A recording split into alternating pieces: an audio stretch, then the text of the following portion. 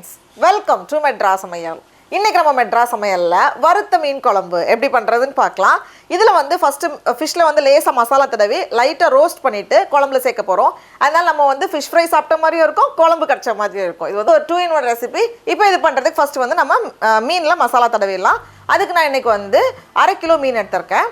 இதில் வந்து கொஞ்சமாக மஞ்சள் தூள் சேர்த்துக்கோங்க.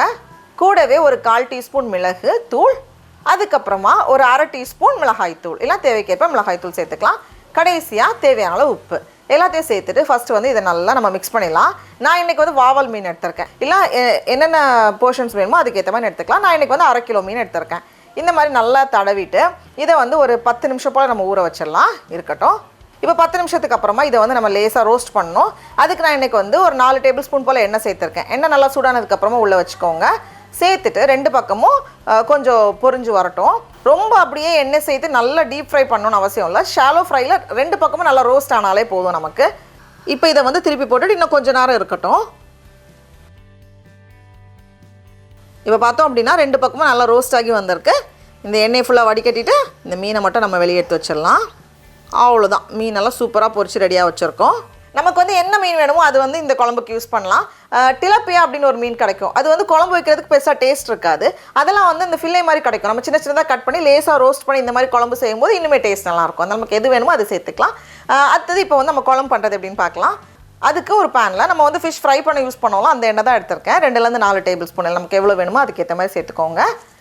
எண்ணெய் சூடானதும் இதில் வந்து தாளிக்கிறதுக்கு கொஞ்சமாக கடுகு உடஞ்சதும் இதில் ஒரு 1/4 டீஸ்பூன் போல் சீரகம் சேர்த்துக்கோங்க. சேர்த்துட்டு ஒரு வாட்டி கலந்ததுக்கப்புறமா இதில் வந்து 2 மீடியம் சைஸ்டு வெங்காயம், அதை வந்து இந்த மாதிரி நீளமாக கட் பண்ணி வச்சுருக்கேன். அதை உள்ளே சேர்த்துடலாம். சேர்த்துட்டு இந்த வெங்காயம் வந்து லேசாக வதங்கட்டும். இப்போ பார்த்தோம் அப்படின்னா வெங்காயம் லைட்டாக வதங்கியிருக்கு. இப்போ இதில் வந்து 1 டேபிள் ஸ்பூன் அளவுக்கு இஞ்சி பூண்டு விழுது, அப்படி இல்லைன்னா இஞ்சியும் பூண்டையும் நல்லா இடித்து நம்ம சேர்த்துக்கலாம். கூடவே 2 பச்சை மிளகாய், 1 கொத்து கருவேப்பிலை இலை எல்லாத்தையும் சேர்த்துட்டு மறுபடியும் இதை வந்து நம்ம நல்லா கலந்து விட்டுடலாம்.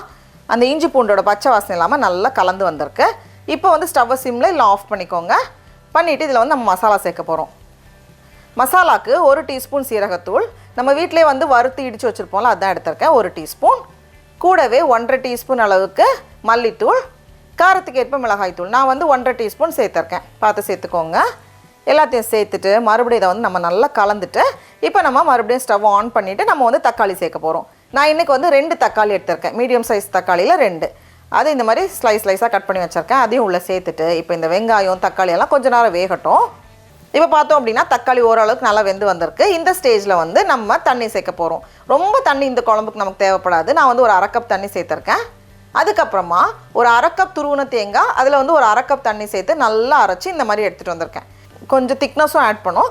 அதனால் வந்து ஒரு 1/2 கப் தேங்காய் பால், கடைசியாக தேவையான அளவு உப்பு எல்லாத்தையும் சேர்த்துட்டு ஒரு 8லேருந்து 10 நிமிஷம் போல் வேகட்டும். இப்போ பார்த்தோன்னா நம்மளோட குழம்பு வந்து கொஞ்சம் கெட்டியாக வந்திருக்கு. நமக்கு பார்த்தாலே தெரியும். ரொம்ப தண்ணியாக இருக்க வேண்டாம். இந்த ஸ்டேஜ் கரெக்டாக இருக்கும். ஏன்னா இது வந்து ஆறுனதுக்கப்புறம் இன்னும் கொஞ்சம் கூட கெட்டியாகும். இப்போ இந்த ஸ்டேஜில் நம்ம வந்து மீன் சேர்க்க போகிறோம். ஸ்டவ்வை வந்து சிம்மில் வச்சுக்கோங்க. உள்ளே சேர்த்துட்டு இதுக்கு மேலே வந்து கொஞ்சம் மல்லி இலைகளும் சேர்த்துக்கோங்க. அதுக்கப்புறமா இதை மூடி வச்சுட்டு ஸ்லோ ஃபயரில் ஒரு 4-5 நிமிஷம் இருக்கட்டும். அவ்வளோதான். நம்ம மிக்ஸ் பண்ணலாம் தேவையில்ல.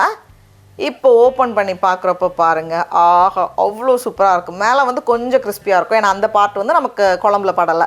கீழே வந்து அப்படியே அந்த குழம்பு வந்து கொஞ்சம் மீனில் ஏறி ரொம்ப நல்லாயிருக்கும். சாதத்துக்கு எல்லாமே ரொம்ப நல்லாயிருக்கும். ரொம்ப தண்ணியாக இருந்துடக்கூடாது. பாருங்கள், இந்த ஸ்டேஜ் வந்து கரெக்டாக இருக்கும். இது கொஞ்சம் ஆறுனதுக்கப்புறம் இன்னும் கொஞ்சம் கெட்டியாகும்ல, ஆனால் இந்த ஸ்டேஜ் வந்து ரொம்ப சூப்பராக இருக்கும். அவ்வளோதான். சடா, அவ்வளோதான். நம்மளோட சூப்பரான மீன் குழம்பு ரெடியாக இருக்குது. நம்ம எப்போவுமே ஒரு ட்ரெடிஷ்னல் ஸ்டைல் பண்ணுறதுக்கு பதிலாக கொஞ்சம் வித்தியாசமாக. ஸோ நம்ம வந்து லேசாக ஃப்ரை பண்ண மீனும் கிடச்ச மாதிரி இருக்கும். அதே நேரம் சாதத்துக்கு குழம்பும் கிடச்சிரும். நல்லா அப்படியே இதை பிசைஞ்சு சாப்பிடும்போது ரொம்ப நல்லாயிருக்கு. நீங்களும் கண்டிப்பாக அந்த ரெசிபியை வீட்டில் செஞ்சு பாருங்கள். உங்களுக்கு இந்த வீடியோ பிடிச்சிருந்துச்சுன்னா மெட்ராஸ் சமையலுக்கு சப்ஸ்கிரைப் பண்ணுங்கள். நான் சுவையரம்புகள் மலரட்டும்.